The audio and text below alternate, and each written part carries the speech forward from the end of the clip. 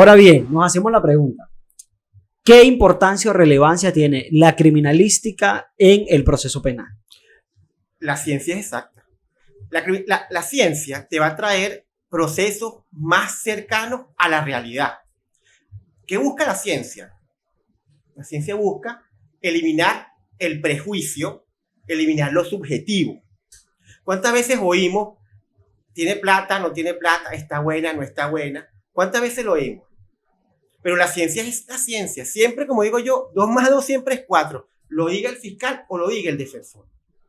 Y ahí es donde tenemos que llegar. La ciencia debe suplir estos errores subjetivos que traemos.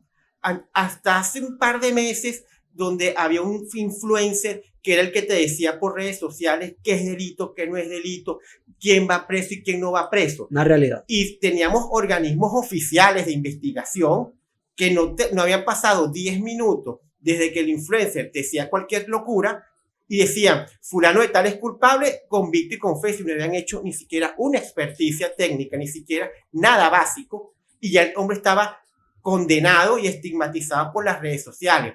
Pero en el curso de la investigación posterior a todo este problema mediático, se establecía que el tipo era inocente o el tipo no había sido.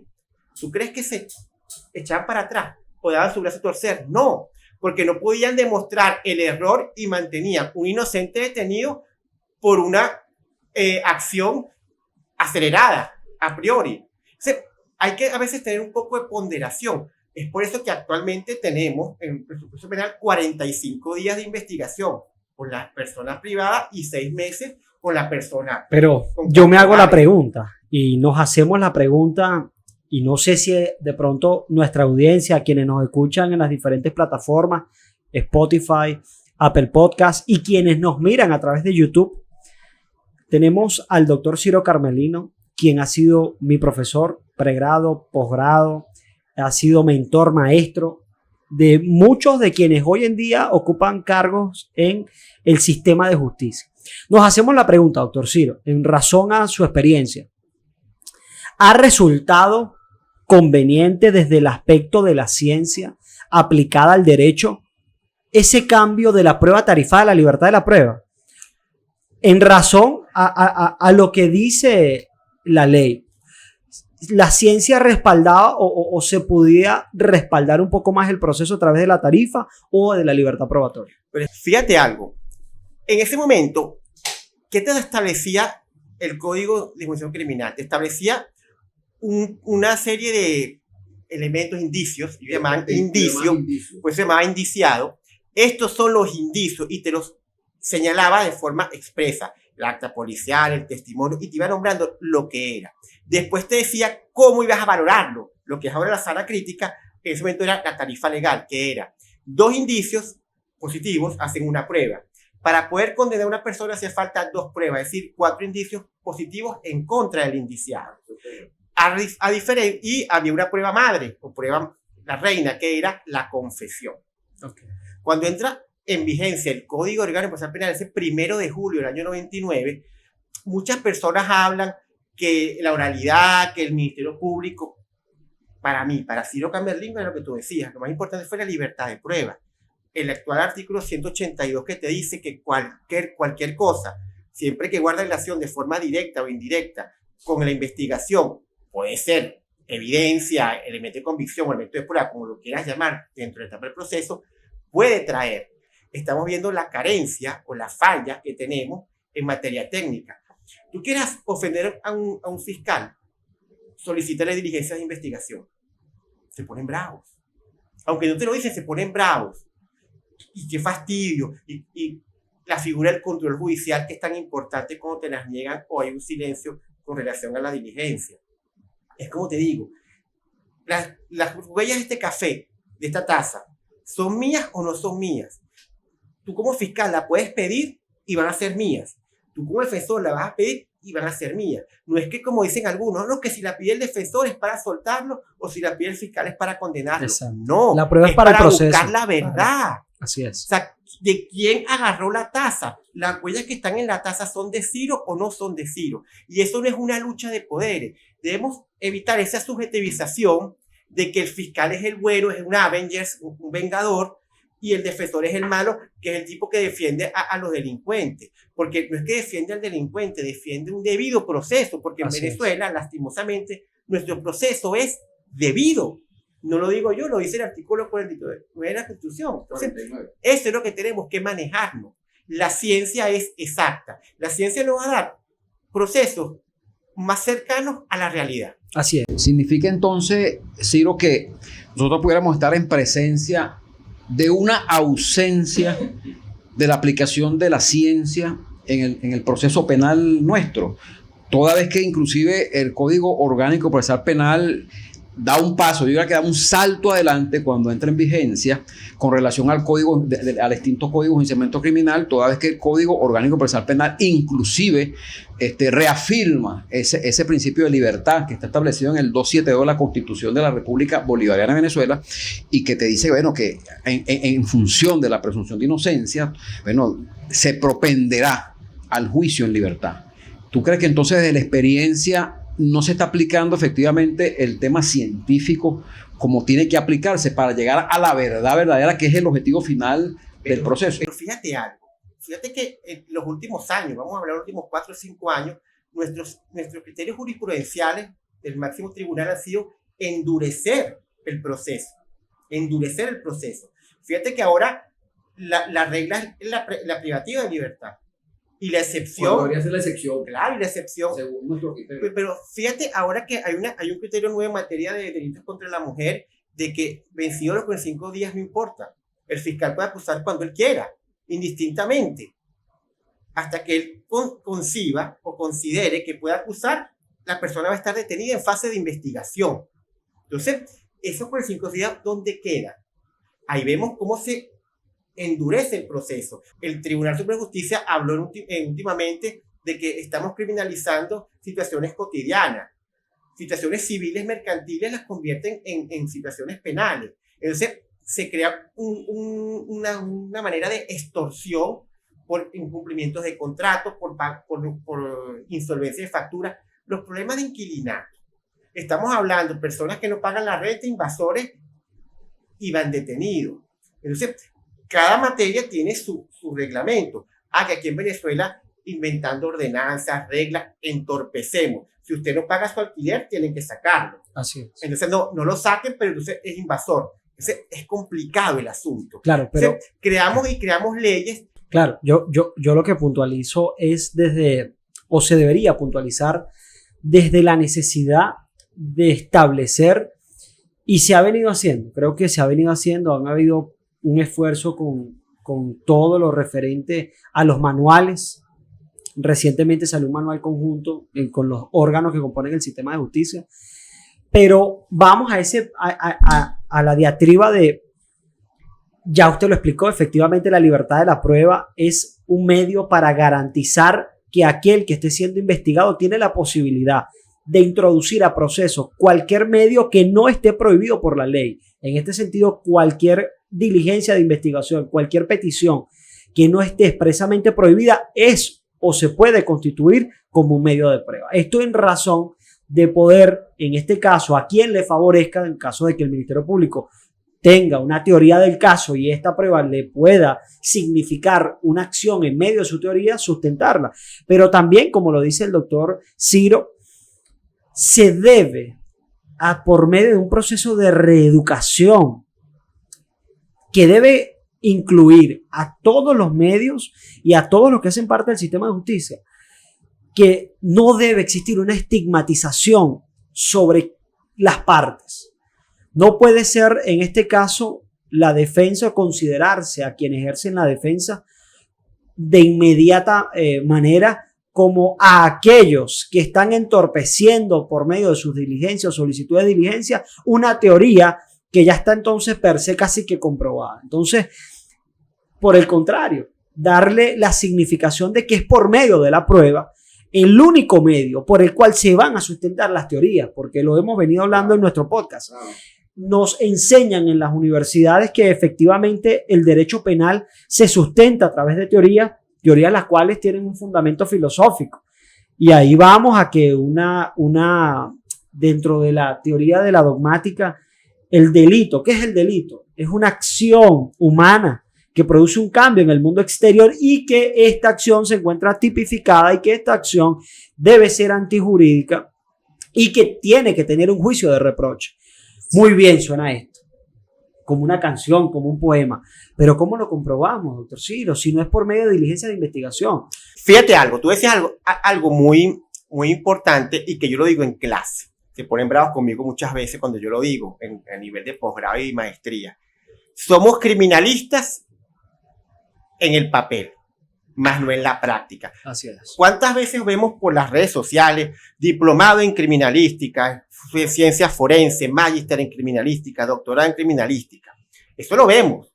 Yo doy clase en maestría en criminalística, en posgrado criminalística, hay diplomado del abogado criminalista, todo eso que vemos nosotros a diario.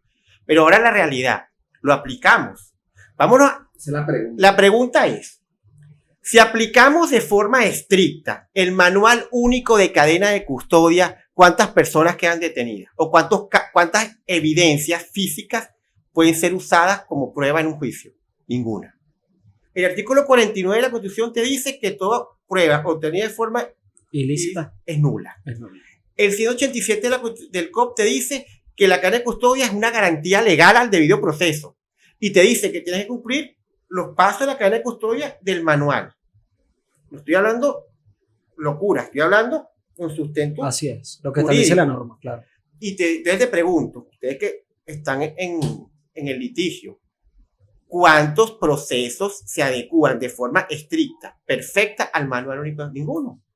Entonces, ninguna prueba podría ser utilizada entre un proceso penal. Por eso de pronto usted refiere o refirió hace unos minutos, el tema de la abundancia de la prueba testimonial y la ausencia de otras pruebas. A eso es lo que se refiere. Fíjate algo, yo hablaba en estos días en la defensa pública y decía, no es posible que los defensores públicos utilicen mayormente pruebas testimoniales basadas en el primo, en el hermano, en el vecino del acusado, que en pedir pruebas científicas. Fíjate, una pregunta que yo le hago a mis alumnos de maestría y posgrado. ¿Quién solicita las diligencias de investigación? Y te puedo apostar, y pasa siempre, yo tengo 25 años dando clases, que el 70% de los alumnos dicen el fiscal del Ministerio Público. ¿Quién la solicita, muchachos? El fiscal. ¿Quién la solicita? El fiscal. Niños. La solicitan las partes y las ordena el fiscal del Ministerio Público. Ya cuando tenemos ya esas fallas de que el defensor privado o público o hasta el mismo juez tiene esa concepción de que es el fiscal el que te las va a hacer y tú no las vas a hacer, ya venimos, como que dice, cojeando de un pie. Así es. O sea, ahí viene el problema. Entonces, cuando tú ves, y te invito, el lunes que viene vas aquí al Palacio, cruzas la calle y te vas a cualquier tribunal de control y preguntas, de las pruebas que están en esta acusación, ¿cuántas son científicas? ¿Cuántas son técnicas? Y de esas técnicas, aparte son pruebas o elementos que no llenan el fundamento, porque nos acostumbramos a pedir pruebas técnicas del delito, más no de la persona. Así es. Entonces yo pregunto siempre, un fiscal, tengo la autopsia que lo mató Ciro Camerlingo. La autopsia dice quién lo mató. No dice quién lo mató. El examen médico forense en materia de abuso sexual. El examen médico forense en materia de abuso sexual, y me disculpan, no vayan a decir que soy misógino porque siempre lo dicen, perdón, pero el examen médico forense dice que tuvo sexo. El problema no es si tuvo o no tuvo sexo, el problema es si hubo o no hubo consentimiento. Lo que tú tienes que demostrar es el medio de comisión, cómo yo vulneré, ¿verdad?, esa voluntad de la víctima, mujer en este caso, para tener sexo con ella. Hay tres formas: violencia física, psicológica y por sumisión química. Eso es lo que tú tienes que demostrar, no si tuvo o no tuvo sexo, porque el examen te va a decir desgarre reciente, desgarre antiguo, enrojecimiento, inflamación, sexo reciente o no sexo reciente. Lo que tú tienes que demostrar es el consentimiento. La droga, no que tú ves el acta policial, se le encontró en el bolsillo un paquete de droga. Y cuando tú vas a las pruebas, la experticia de la droga es droga. Ajá, sí. Pero ¿cómo pruebas que está en el bolsillo? Jamás le quitaste el pantalón al tipo para hacer un barrido, para por el principio famoso de criminalística, de intercambio o transferencia, si esa droga dejó rastros o vestigios en el bolsillo del pantalón que tú dices que estaba la droga. Así O sea, eso es algo lógico y cronológico. Tú no tienes que decir, esta pistola mató a Pedro y fue Ciro el que lo mató. No, tú tienes que decir, esta pistola fue la con la que mataron a Pedro por esto. Y fue Ciro el que la mató porque están las huellas en el arma y allá te de aquí. Claro, entonces partimos de la premisa que existe esa matriz errada de la comprobación del hecho y no de la responsabilidad del sujeto. Y esto puede conllevar a que va a existir en consecuencia por un error, un error técnico, científico, una falla en la decisión, porque después recae la responsabilidad en el decisor. Es el juez quien tiene luego que resolver esto. Fíjate lo delicado de esto, ¿no? Porque si al final nosotros vemos que en la práctica no existe la aplicación de la ciencia, pudiéramos estar hablando entonces, o hay debilidad en la aplicación de la ciencia, eso es correcto. Estamos hablando entonces que nos pudiéramos encontrar con personas que son inocentes y resultan condenadas. Mire, existe actualmente en Netflix una serie que se llama Duda Razonable. Dice la historia de 2 secuestros. Esta serie describe cómo existió un cambio, que es el cambio más reciente que ha ocurrido en el sistema procesal penal en México, donde se estableció de la escritura a la oralidad del proceso penal. Y uno de los medios fue la grabación de todas las audiencias, haciendo la analogía, la grabación de la audiencia de presentación, la grabación de la audiencia preliminar, cada una de las grabaciones de las audiencias de continuación de juicio, inclusive su decisión. Las partes, una vez finalizada la audiencia, van con un disco y solicitan el traspaso de esa grabación y las partes pueden tener acceso a eso, e inclusive la propia reforma creo que establece que se puede hacer pública la información, porque lo que busca la reforma es la transparencia o dar a conocer cómo se hacen los procesos. Esta serie describe la consecuencia nefasta de un proceso a espaldas de lo que el doctor Ciro establecía, que es un proceso a espalda de un proceso de un procedimiento científico. Cuando el proceso penal existe con ausencia de un proceso científico que respalde la declaración de la víctima, la declaración de los testigos, no existe efectivamente un proceso transparente. Yo al ver para no perder la idea, al ver la serie, inclusive hice un comentario a través de mis redes sociales, el compromiso que asumimos al ser o aceptar ser parte integrantes del sistema de justicia. Cada uno de los integrantes del sistema de justicia decide al momento de aceptar un cargo si será una desgracia o será una virtud para su patria o para su nación. Porque no puede existir personas que asuman cargos en determinadas funciones del sistema de justicia y lo hagan de manera genérica, de manera sin deseos de obtener realmente o dar cumplimiento fiel a su juramento. Por eso es que es un deber para el decisor poder guiar a las partes a que un proceso se lleve en igualdad, es decir, que aquellos que hagan solicitudes y no les sean acordadas en el tiempo correcto, perentorio, ejercer de manera efectiva el control judicial, el Ministerio Público, poder convalidar cada uno de los hechos descritos por la víctima por medio de su denuncia. Los testigos refieren un hecho, la comprobación de ese hecho. El derecho no es que uno sea positivista, el derecho es el derecho. Usted es culpable porque se demostró. Esa causa probable superó a la duda razonable. Excelente. Repita. Que la causa probable superó a la duda razonable. Y usted es culpable. Aquí, ¿quién a nivel mundial de los 7.500 millones de habitantes del planeta Tierra duda que O.J. Simpson en el año 94 mató a su ex esposa y al novio de la muchacha? Nadie, no sabemos que él lo mató, a él lo absolvieron. ¿Por qué? Porque no cumplieron ese manual único de cadena de custodia en Estados Unidos. Entonces ellos aplicaron, mira, tú fuiste, pero hubo un problema, aplicamos mal la norma. Y es por eso que te lo digo. Si aplicamos nuestro manual excelente, un manual perfecto, aplicar nuestra constitución perfecta, nuestro código orgánico procesal penal perfecto, lo aplicamos como es, aquí nadie estaría preso. Así es. Esa es la campaña que hay que emprender. Que haya la aplicación verdadera, yo no diría que verdadera, la aplicación efectiva de los instrumentos que tenemos. Porque además la Constitución de la República Bolivariana de Venezuela establece la presunción de inocencia. Todo el mundo es inocente hasta que se le demuestra lo contrario.